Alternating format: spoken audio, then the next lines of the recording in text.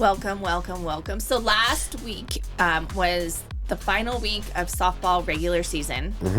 And we are going to have Kendall Bergman in the studio, Coach Bergman, to talk about their games. So that'll be fun today.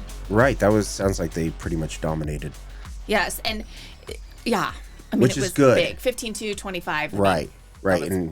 Yeah, it was amazing. And so we'll talk about that when she gets here because she's always fun to talk to. Always. Yes. And so in cross country, they went to a huge meet in Aspen. It was the Chris Severy Invitational. I don't know how to say that word. And there were 13 teams. Brighton didn't run again. I'm not sure what's happening with Brighton. But for the boys, the top cowboy was Wyatt Rollins. He actually took 18th, and I think that's amazing. Well, yeah. That's huge. And then Gabe Smithers, and then Aiden Tapia.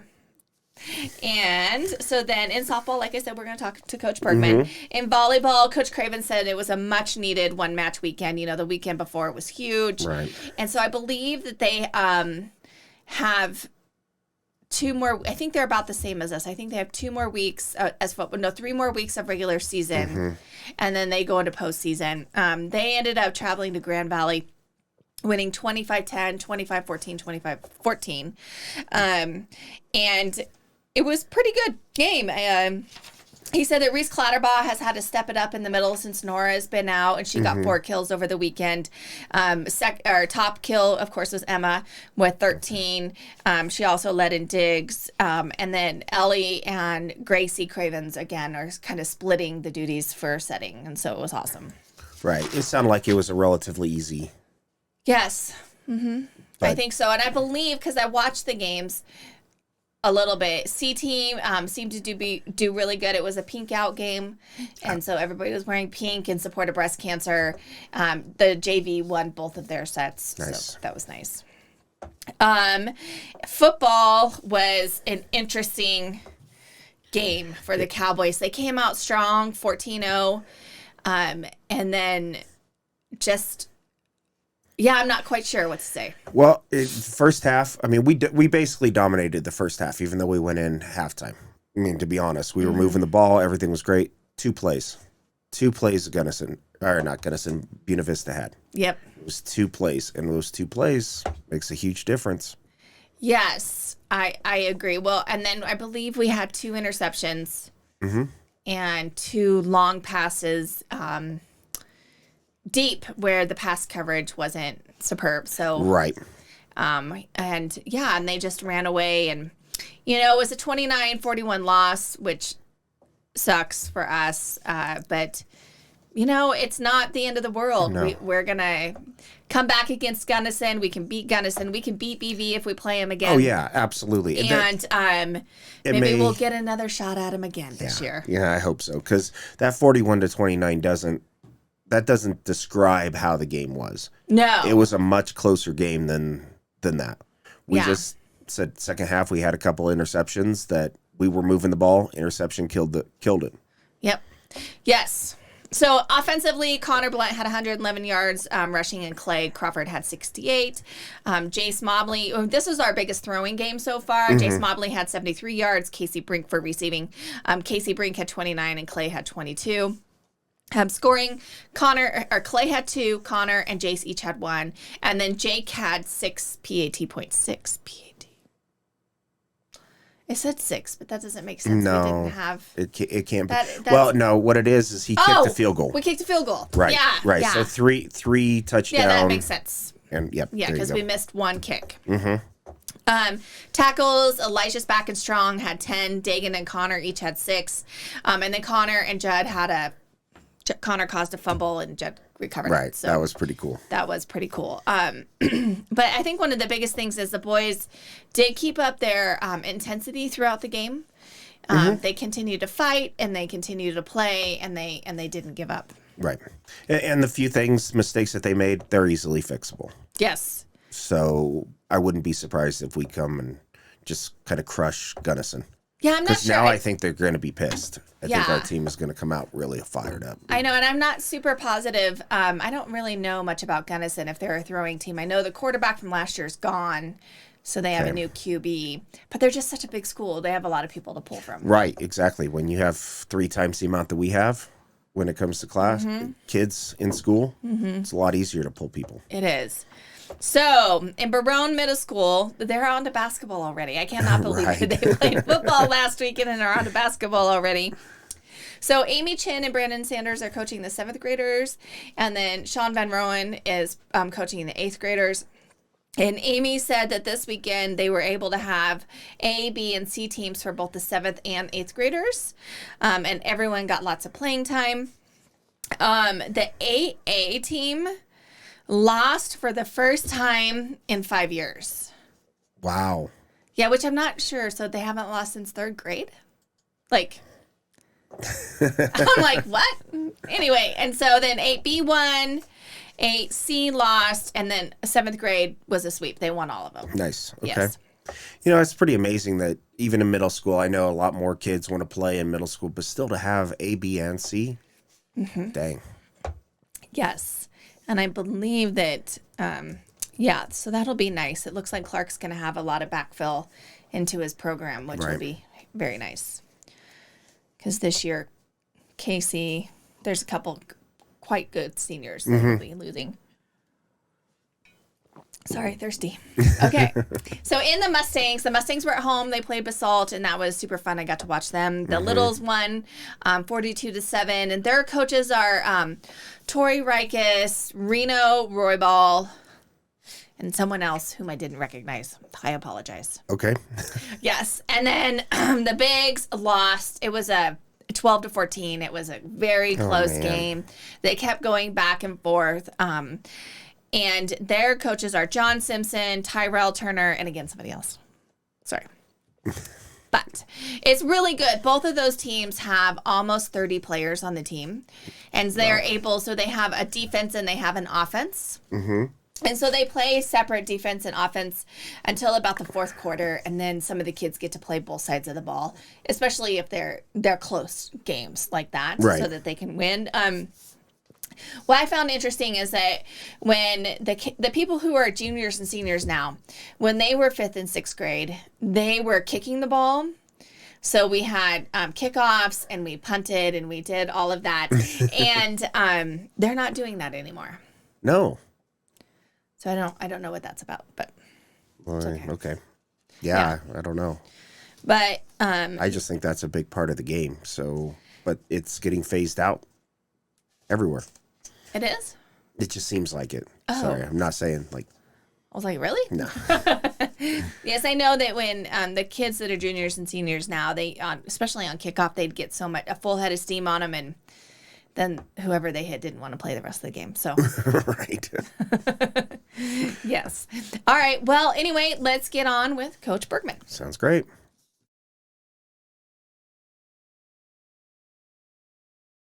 Crystal Meadow Farms is family owned and operated, offering a wide range of CBD products. Coming from 5 generations of farming, Crystal Meadow Farms offers farm-to-table products. In-house CBD extraction using beverage-grade CO2 since 2019. They create a CBD oil without the use of harmful chemicals. Their retail products are handcrafted using organic and natural ingredients and are some of the strongest on the market. They offer a range of CBD tinctures, spa products, a pet line, gummies for day and night, and a large line of topicals.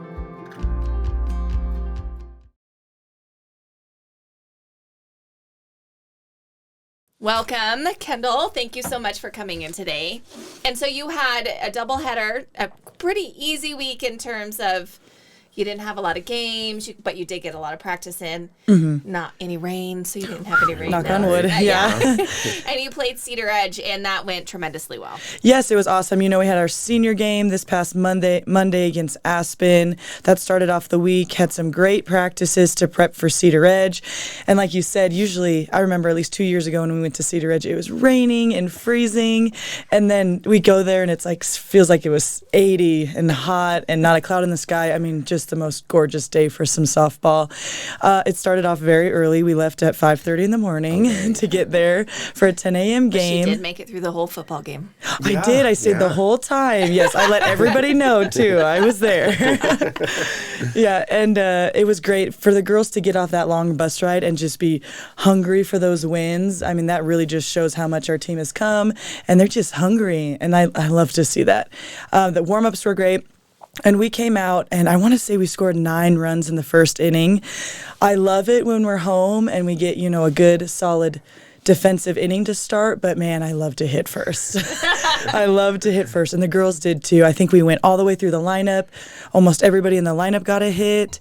It was incredible. And then Brie Garcia went out there to pitch, had a super quick first inning, getting her confidence up, and then we did it again, just scored more and more and more, and it was just so fun to see. I mean, solid hits too. I mean, I think a few girls had extra base hits. Maya Wren, our awesome little leadoff, like the fastest girl I've ever seen, hit a triple, which was awesome. And then Ryan Mergelman hit over the fence home run. And I believe Reagan Hafey had a double in there too. That's what we've been striving for. And I'm so glad we're like hitting our stride and these strong at-bats this close to postseason too. So we're really coming together as a team.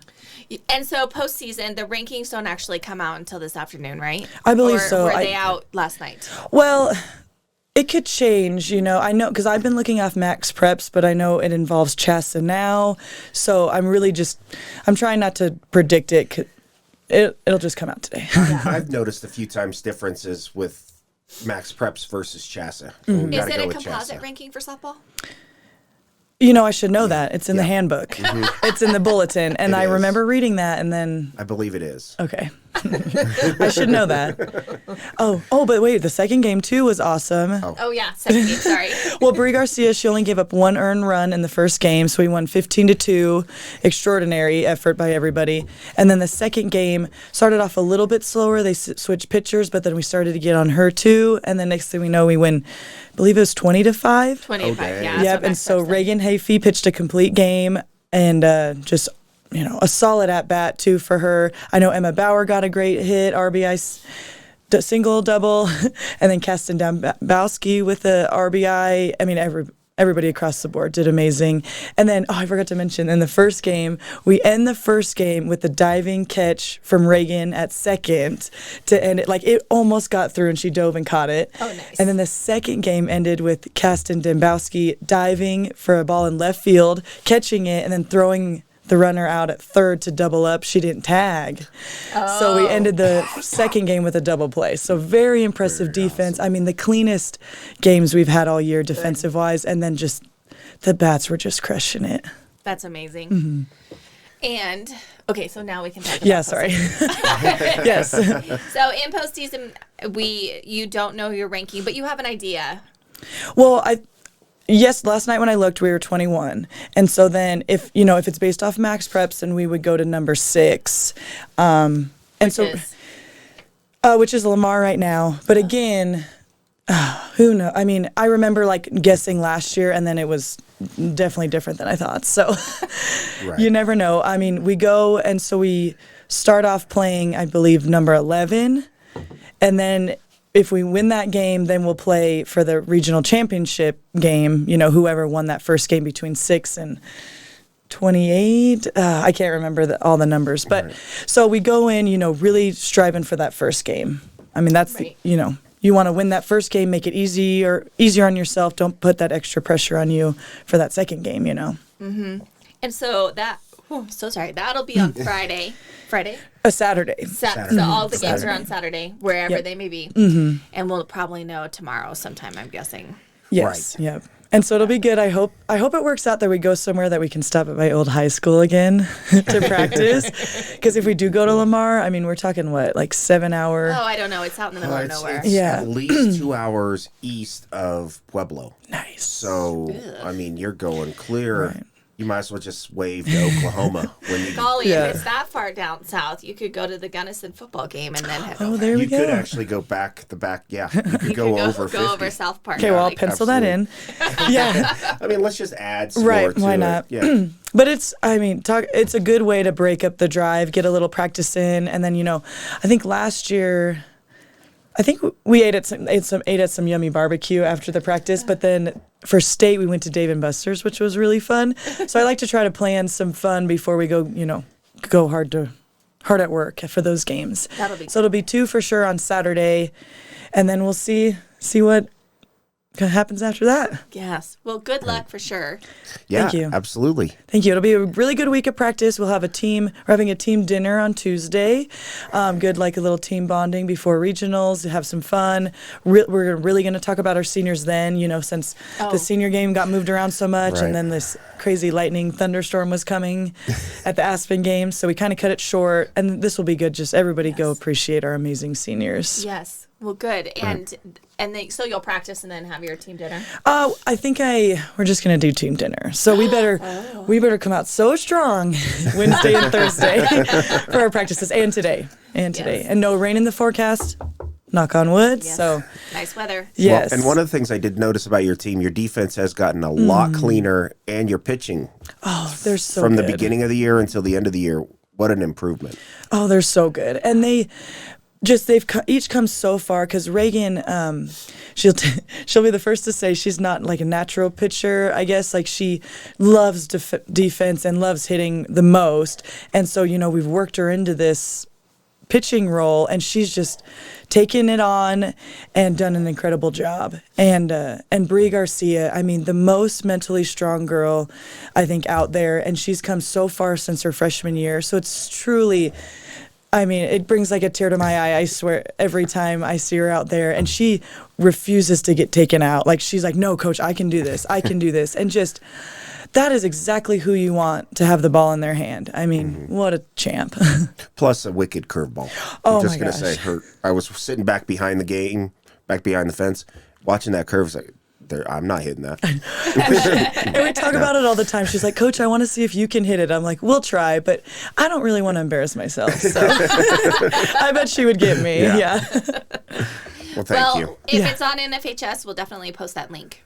Yeah. So everybody can watch the game. Yeah, surely they could be streaming it. I'll have to find out where we're going and see what I can find out about that. That'd be great. If not, we'll figure something out. Yep, for sure. Oh, yeah. I can learn something new. Yeah, exactly. All right. Well, thank you. Thank you guys so much. Thank Go you. Cowboys.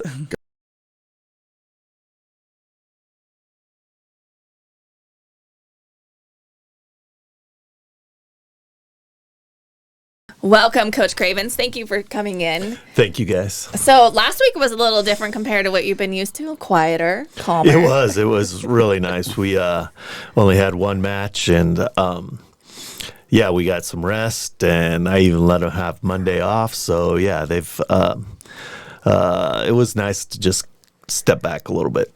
Yeah, I bet it was. And so since we talked to you last, you have played Cedar Edge, Cap Rock, and then Grand Valley. Yep. And how did those games go? Obviously, you've won them. I think you sweeped them all. Yep. Yep. We sure did. Cedar Ridge was, man, they played us hard at the first set. They were playing well. And every gym we go into, everyone's fired up to play against Emma. And before the matches, people were coming and talking to her and all this kind of stuff. But Cedar Edge was ready to play. It was a fun match that first set. Our serve receive was not very good at all, and they kind of took it to us. And then the second and third sets, again, the girls, okay, let's play some volleyball, and took care of things. Cap Rock, same thing. Those guys were ready to play. They had one little server, their setter, who was just giving us fits, giving Ainsley fits for sure. She kind of pegged in on Ainsley a little bit. But we were able to dial through and bring the kids back in. And Emma had a pretty decent match. And now Nora is injured. So I've had to, these last three matches, I've had to move kids around. And what we've done is we've moved Reese to middle, and Ariel Gallegos is playing for us on the right side. And against Cedar Ridge, Reese was trying to figure out what she was doing and all that kind of stuff. But then against Cap Rock, the kid was figuring it out and starting to get kills. And then this weekend against Grand Valley, she did a great job of getting some kills, getting some blocks, and finally learning what that role's all about. Well, that's good that you guys have a bench that's deep enough that you can fill those spots. I agree, and I've always said that I've got so many kids that can play at this level.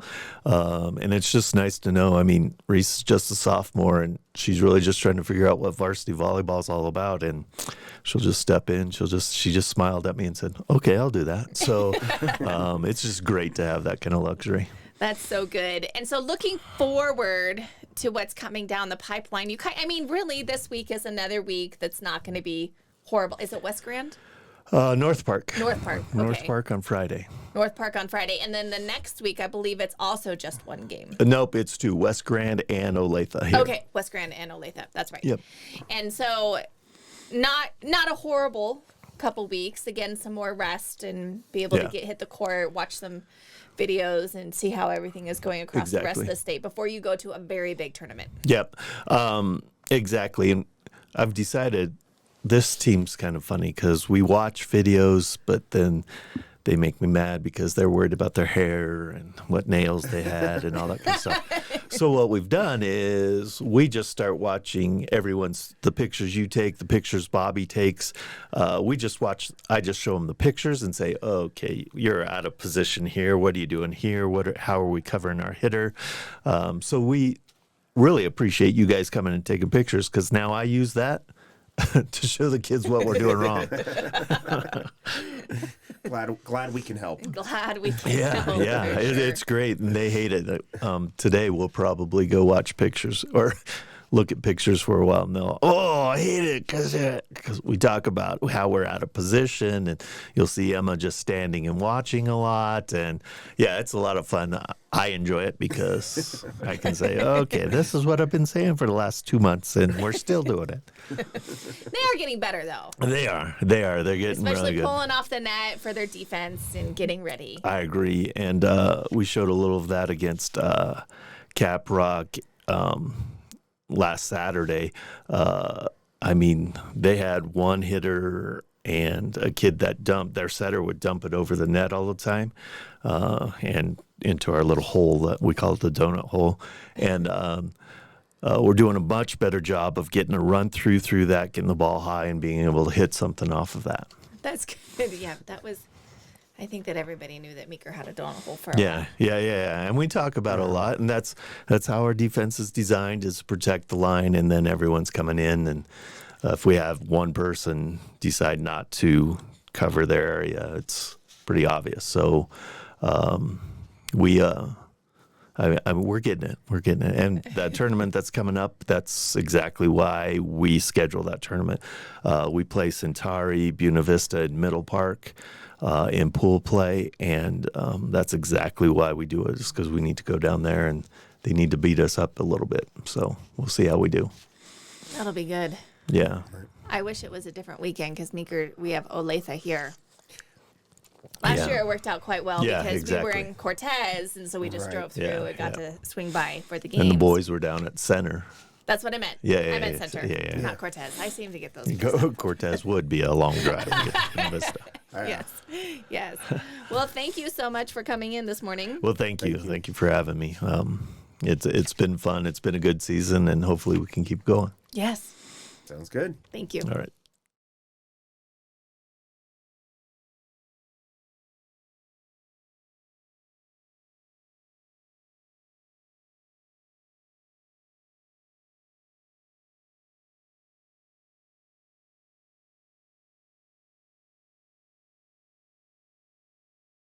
Welcome back. So this week it's kind of a slow week, really, not for football.